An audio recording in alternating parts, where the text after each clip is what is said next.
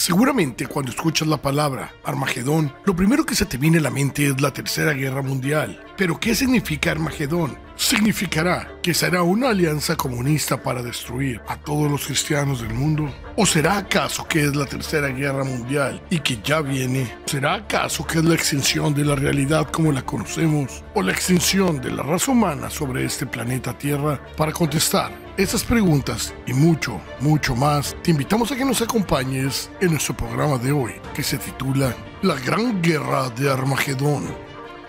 Recuerda, esto es La Biblia Dice con Josué García y comenzamos ahora.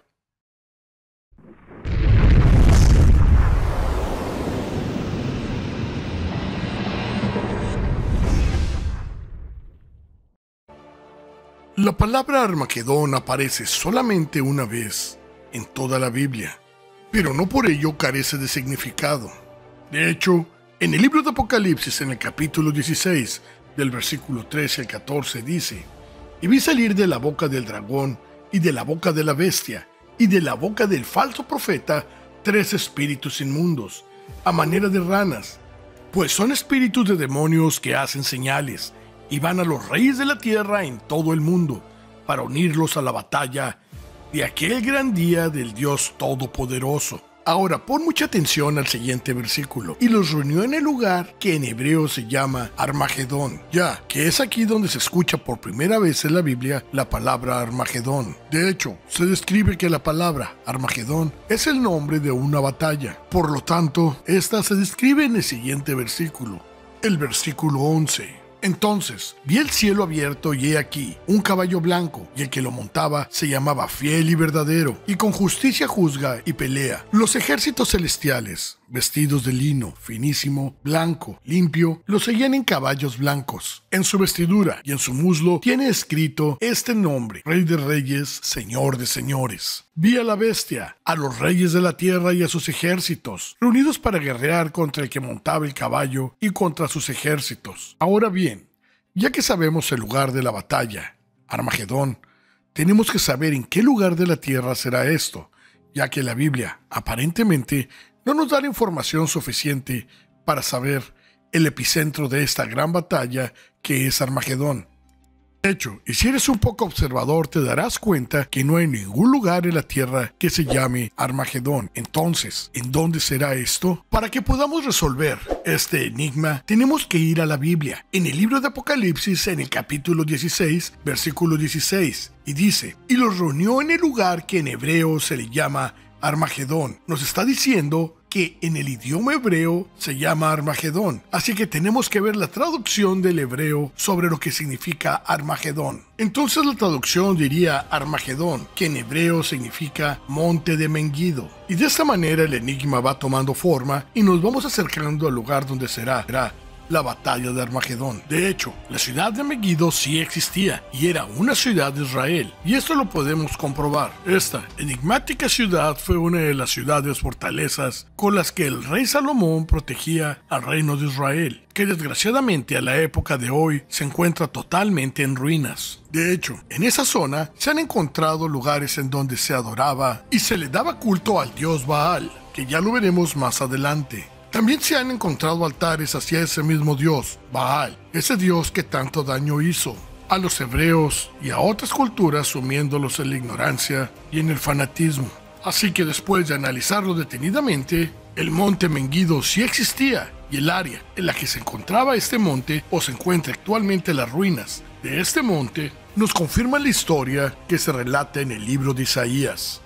Incluso en el libro de Primera de Reyes, capítulo 18, donde Isaías derrota a los sacerdotes del dios idólatra Baal. Esto nos relata que durante 3 largos años, el profeta Elías estuvo escondiéndose del rey Acab, Jezabel, incluso siendo perseguido por los sacerdotes del dios idólatra Baal. Y de hecho, no lo estaban buscando con ningún buen propósito, ya que lo buscaban para matarlo. Entonces, y bajo estas circunstancias, Elías habla con el rey Acab y le propone que reúna a toda la gente en el monte Carmelo, tanto a los sacerdotes de Baal como a los israelitas, y pide además que se construyan 2 altares, uno grande para el dios Baal y un altar pequeño para el dios Yahvé, que era el dios para el que Elías servía.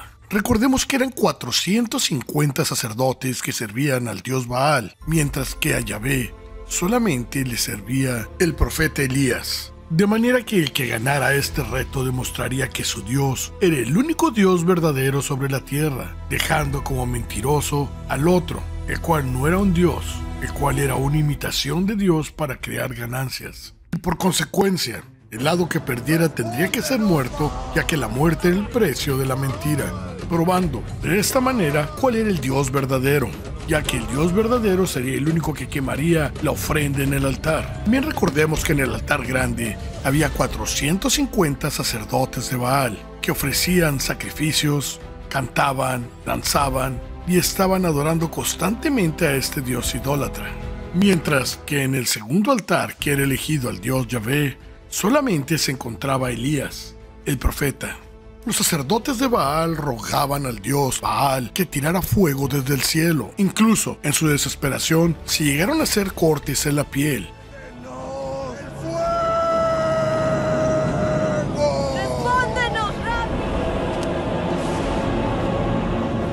Por otra parte, Elías, en el altar pequeño edificado para Yahvé, pidió que se hiciera una zanja alrededor del altar pequeño, de manera que se llenara de agua. También que se mojara todo el sacrificio y se vertiera agua sobre todo lo que se tenía que quemar, para que esto quedara bien húmedo y fuera más difícil que un fuego normal lo consumiera, demostrando de esta manera la gran fe que tenía en Yahvé. Entonces cayó fuego de Jehová y consumió el holocausto, la leña, las piedras y el polvo, y aún lamió el agua que estaba en la zanja. Viendo todo el pueblo, se postraron y dijeron: solo Yahvé es Dios, solo Yahvé es Dios.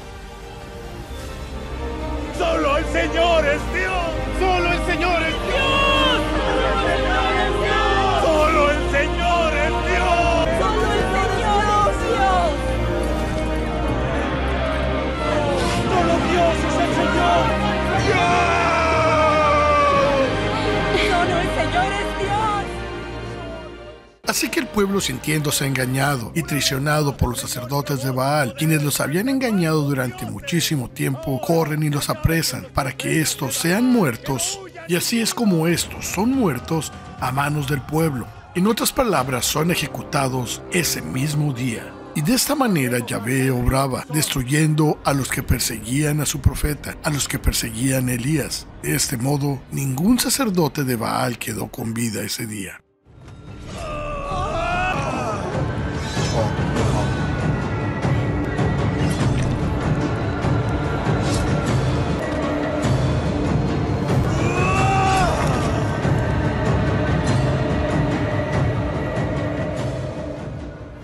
De hecho, este relato que acabamos de ver acerca del profeta Elías contra los sacerdotes de Baal es algo muy real que sucedió en el pasado, narrado por la Biblia, pero que nos remonta a lo que va a suceder en el futuro. Tal vez estés esperando una guerra armada o militar para que se lleve a cabo la gran batalla de Armagedón, pero lo que nos dicen las escrituras es que esta batalla será una batalla ideológica, una batalla entre religiones, ya que esa estará dirigida y comandada por la madre de todas las religiones, la grande, la abominable, que tiene influencia en los gobiernos y en los países, una religión que nació para ocultar la verdad del Salvador, y por otra parte, un altar pequeño como fue referencia con el profeta Elías, que nos demuestra que aunque el altar era el más pequeño, estaba lleno de la fe y de la verdad. En otras palabras, los verdaderos cristianos que tienen fe en Jesucristo, sin necesidad de caer en los engaños de la grande y abominable,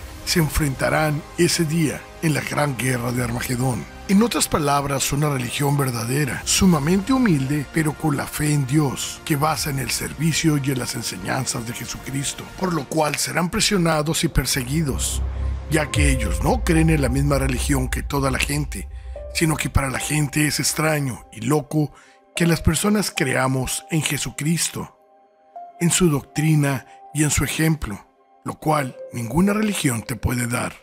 Y por otra parte, todas las religiones que persigan a los verdaderos creyentes de Dios, a los verdaderos seguidores de Cristo, que llenos de amor dan servicio y tratan de ser cada vez más como Él, dejarán de ser perseguidos, ya que el Señor destruirá a los perseguidores, tal y como sucedió en este relato, en donde el altar pequeño derrotó al altar grande, en donde la gente se cansó del engaño y acabó con los sacerdotes engañadores del culto de Baal. Y de esta manera nos damos cuenta que la fe del profeta Elías prevaleció, mientras que los sacerdotes idólatras, falsos que servían a un dios falso y pagano, cayeron y fueron destruidos. En otras palabras, podríamos decir que el profeta Elías era la minoría, el altar pequeño, las personas que realmente creen en Dios, en Cristo y guardan sus mandamientos, pero que son ridiculizados, criticados por no pertenecer a ninguna iglesia de esta tierra, ya que todas las iglesias estaban corrompidas y se había perdido la verdad, ya que la salvación no se encuentra en una doctrina creada por los hombres, sino se encuentra en cada uno de nosotros y nuestra relación personal con Dios, por voluntad y no por imposición, y con un pleno uso de conocimiento, lo que te convierte en un verdadero creyente,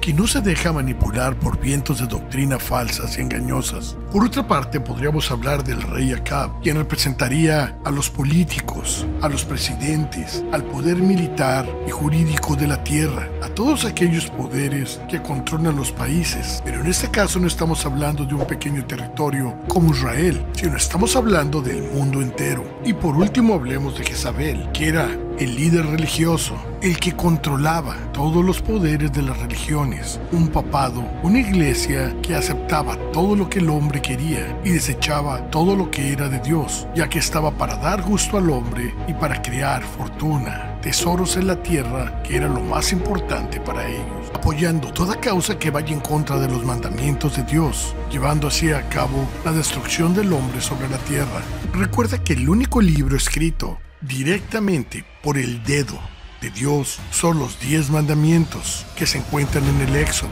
Solamente hay 10 mandamientos y no hay otros más. Ahí se encuentran todas las verdades y todo lo que necesitamos, ya que fueron dados a los israelitas por el dedo expreso de Dios. Amarás al Señor tu Dios con todo tu corazón y con toda tu alma y con toda tu mente. Y el segundo mandamiento es semejante: amarás a tu prójimo como a ti mismo. Recuerda que el camino de Cristo no es fácil, pero esa es la prueba, como lo mencionó Cristo. Yo soy el camino, la verdad y la vida, y nadie viene al Padre si no es por mí. Despertemos y alcancemos nuestro máximo potencial como hijos de Dios, porque así como Cristo era uno con Dios, seamos uno con Cristo. Sigamos su ejemplo. Seamos uno con Dios. De esta manera puedes tener un enfoque diferente de lo que es la guerra de Armagedón, y esta guerra será a nivel mundial entre una doctrina opresora apoyada por gobiernos, iglesias, corporaciones, música, radio, televisión, publicidad y mucho, mucho más, contra los verdaderos seguidores de Cristo, que solo tendremos los 10 mandamientos y el ejemplo del Salvador, y un verdadero despertar espiritual que nos llevará a su presencia. Porque no tenemos lucha contra sangre ni carne, sino contra principados, contra potestades, contra los gobernadores de las tinieblas de este siglo, contra las huestes espirituales de maldad en las regiones celestiales. Recuerda que solo nosotros tenemos el poder de despertar espiritualmente y nutrir nuestra mente para agradar a Dios. Si sientes que este video ha sido de provecho para ti, te invitamos a que te suscribas a nuestro canal, ya que es muy importante para nosotros contar con tu apoyo para que la plataforma de YouTube nos pueda dar difusión dentro de la plataforma de YouTube. De esta manera más personas podrán ver nuestros videos y podremos llegar a más y más personas que quieren aprender del Evangelio así como tú.